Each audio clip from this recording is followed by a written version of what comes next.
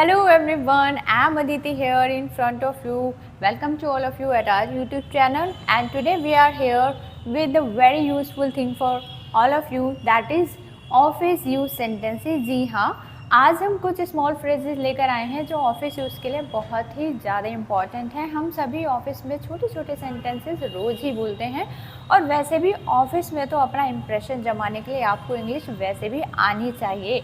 तो आज हम कुछ ऐसे सेंटेंसेस लेकर आए हैं जिनकी सहायता से आप अपनी स्पीकिंग को और इम्प्रूव एंड ग्रूम कर सकते हैं।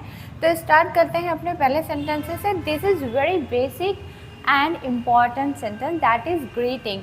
आप जब ऑफिस में जाते हैं सुबह सुबह, तो वहाँ पर अपने कलीग्स को आप विश करते हैं गुड मॉर्निंग एवरीवन, है ना। अगर कोई स्पेशल वन है तो आप उसको स्पेशली कर सकते हैं, बॉस को स्पेशली ग्रीट कर सकते हैं। लेकिन अगर आप अपने ऑफिस में एंटर कर रहे हैं कॉरिडोर में जहाँ पर सबके केबिन बने होते हैं, and then you can wish good morning everyone.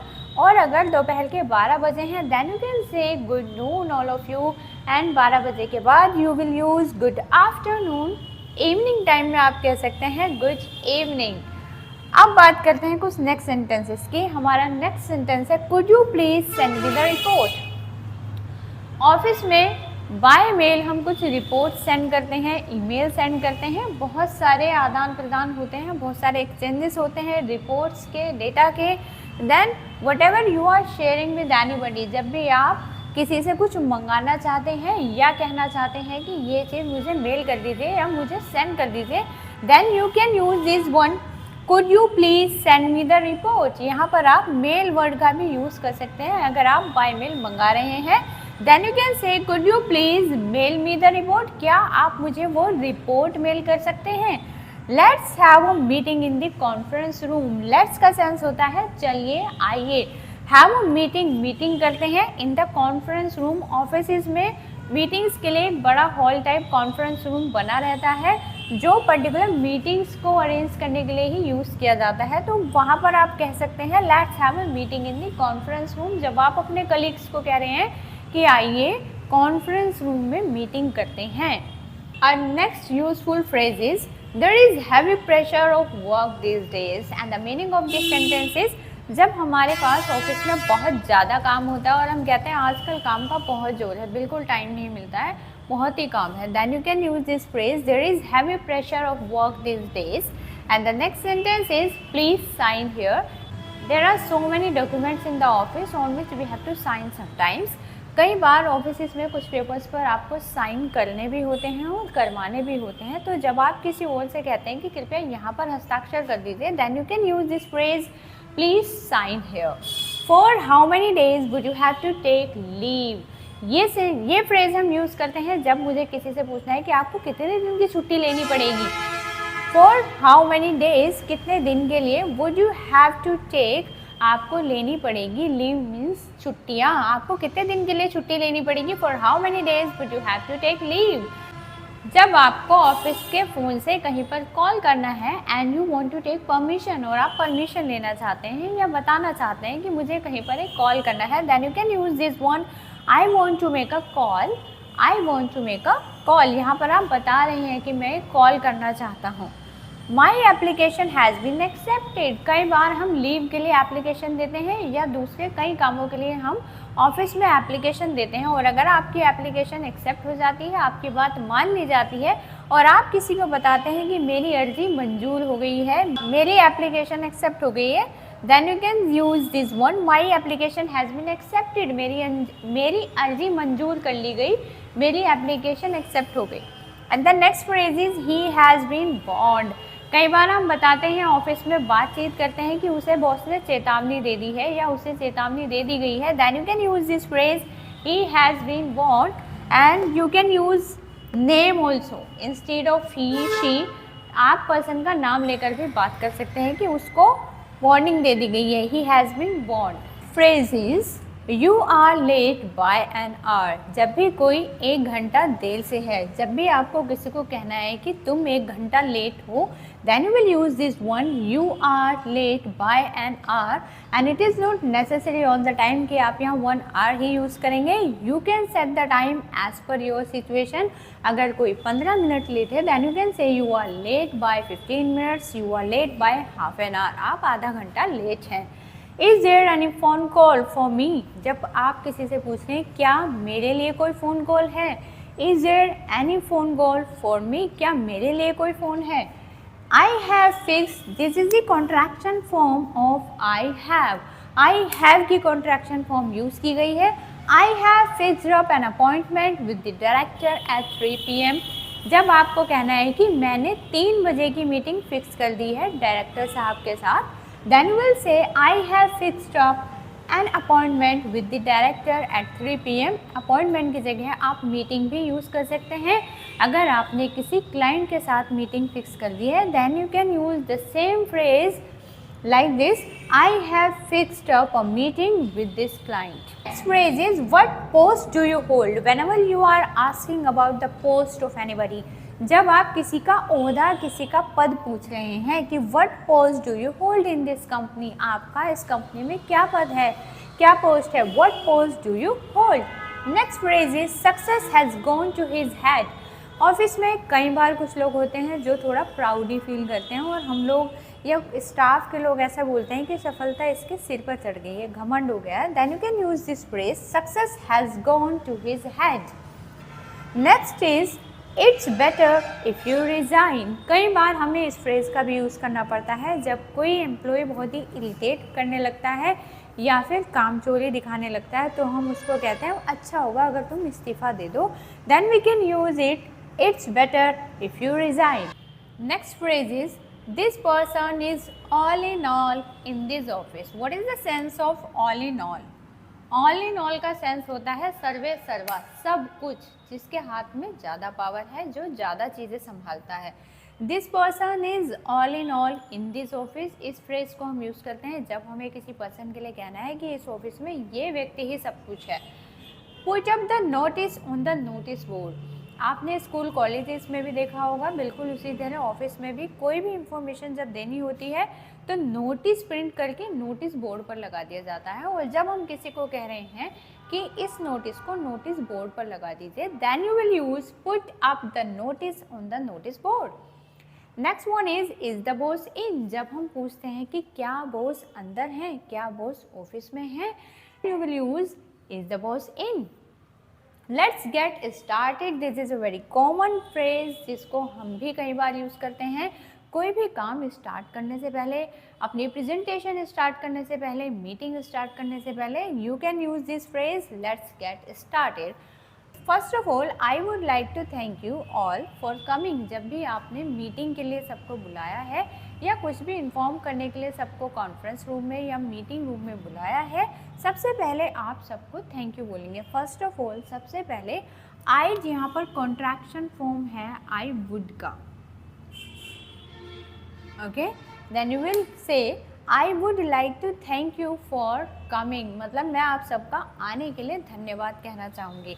From now on, अभी से, अब से, he will be our new manager. Again here it is the contraction form of he will. He will को हमने कॉन्ट्रैक्शन फॉर्म में हिल pronounce किया है. From now on, अभी से, अब से, he will be our new manager, ये हमारे नए मैनेजर होंगे. You did an amazing job. जब किसी ने बहुत ही अच्छा काम किया है, देन आप उसकी तारीफ़ करते हुए कहेंगे कि तुमने बहुत ही बढ़िया काम किया है. You did an amazing job. Our next useful phrase will be should we start the meeting. जब भी हम कोई मीटिंग शुरू करते हैं तो वहाँ बैठे मेंबर से एक बार हम परमिशन ले लेते हैं, पूछ लेते हैं क्या हम मीटिंग शुरू करें, क्या अब हमें मीटिंग शुरू कर लेनी चाहिए. Then you will use this phrase should we start the meeting. And the next is we can't complete this project at such short notice. जब भी किसी काम को आप पूरा नहीं कर पा रहे हैं क्योंकि आपके पास टाइम बहुत कम है, आपके पास बहुत ही कम समय होने के कारण आप किसी प्रोजेक्ट को पूरा नहीं कर पा रहे हैं, किसी प्रेजेंटेशन को पूरा नहीं कर पा रहे हैं, then you will use this phrase to tell we can't complete, हम पूरा नहीं कर सकते हैं, this project, this presentation, anything could be, we can't complete this project at such short notice. यहाँ पर मेन चीज़ है एट सच शॉर्ट नोटिस, मतलब इतने कम समय में हम इस चीज़ को पूरा नहीं कर सकते हैं। Next is we have to achieve this month's target anyhow. Have to यहाँ पर कंपल्शन को शो करता है, जिसका हिंदी सेंस है करना ही पड़ेगा, कोई काम आपको करना ही पड़ता है। वी यहाँ पर आप इस तरीके से कुछ बोलेंगे, विल हैव टू अचीव, हमें अचीव करना ही पड़ेगा दिस मंथ्स टारगेट। ये जो अपोस्ट्रोफी एस लगा है इसका हिंदी सेंस होता है का, की, के। And the next is any how.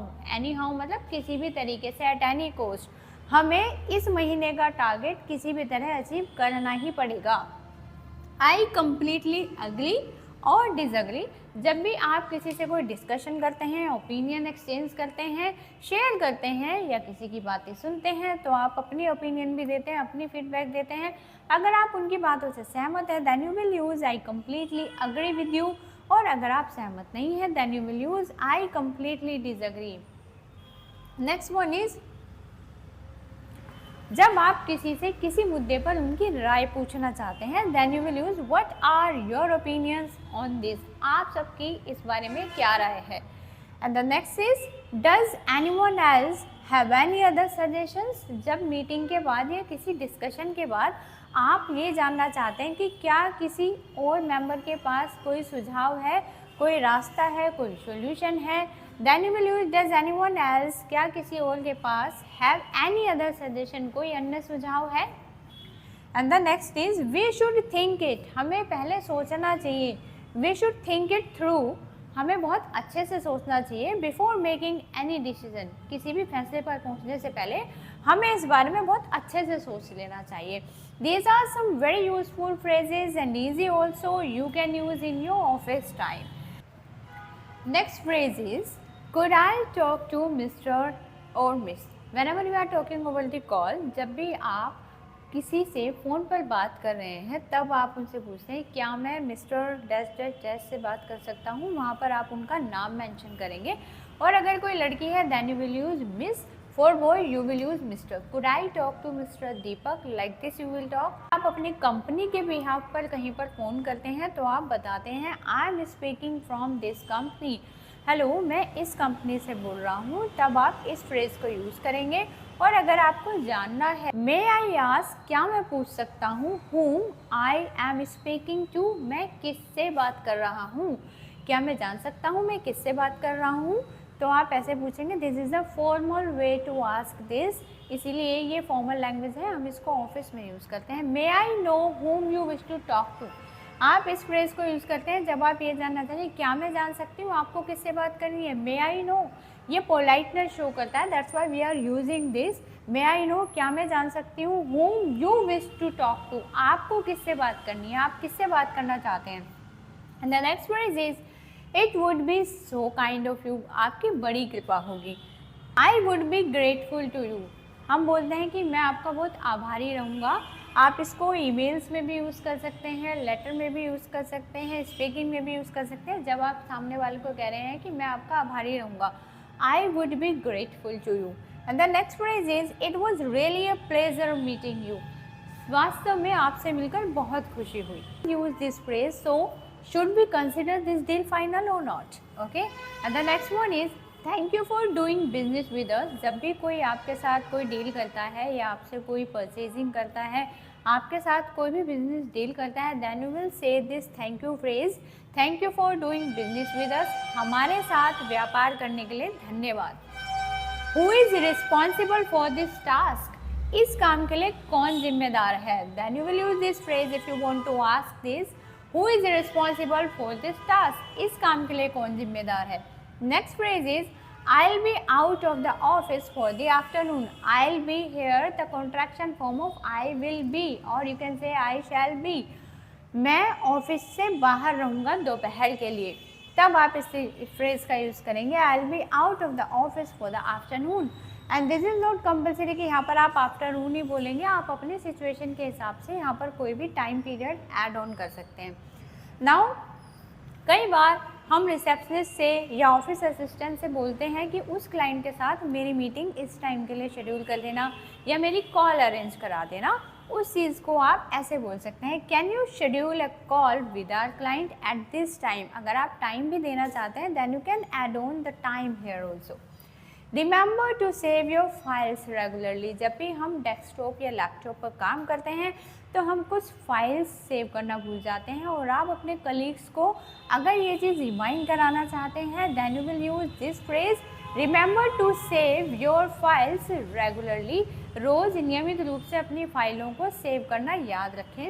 Let's brainstorm some ideas for the new project. Brainstorm हम बोलते हैं जब हम बहुत ही गहराई से कुछ चीज़ों पर विचार करते हैं, मंथन करते हैं, पूरा एनालिसिस करते हैं।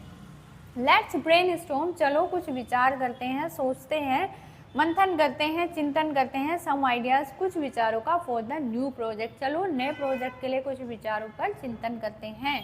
Did you receive my mail. जब भी आप किसी को ईमेल करते हैं और रिप्लाई ना आने पर आप पूछते हैं क्या आपको मेरा ईमेल मिला था, then you will use this phrase, did you receive my email. I will be working remotely tomorrow. मैं आई विल बी यानी कि कॉन्टिन्यूस फॉर्म आ गया, आई विल बी वर्किंग, मैं कल काम कर रहा हूँ, रिमोटली मतलब दूर से। रिमोटली का सेंस होता है किसी दूर स्थान से आप काम करेंगे, फिजिकल फॉर्म में आप अपने ऑफिस में प्रेजेंट नहीं होंगे। हाँ, आप कहीं दूर से ही अपने काम को कंट्रोल कर रहे होंगे या अपना कोई भी टास्क जो है उसको परफॉर्म कर रहे होंगे। आई will be working remotely tomorrow.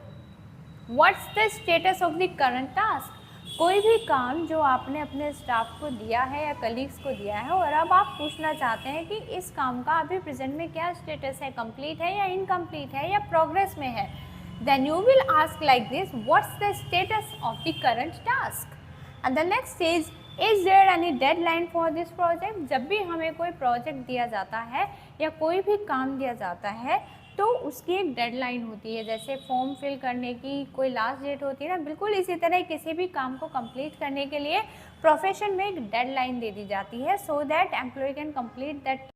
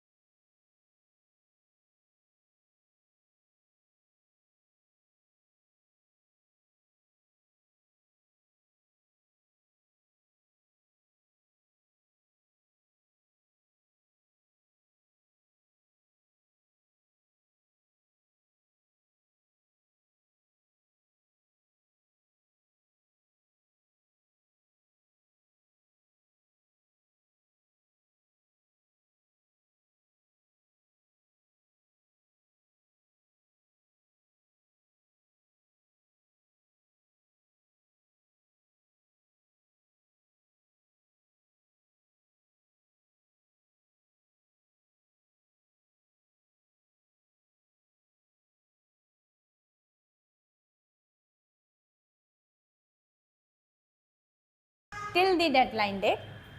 Is there any deadline for the project? क्या इस प्रोजेक्ट के लिए कोई अंतिम सीमा या कोई समय सीमा है?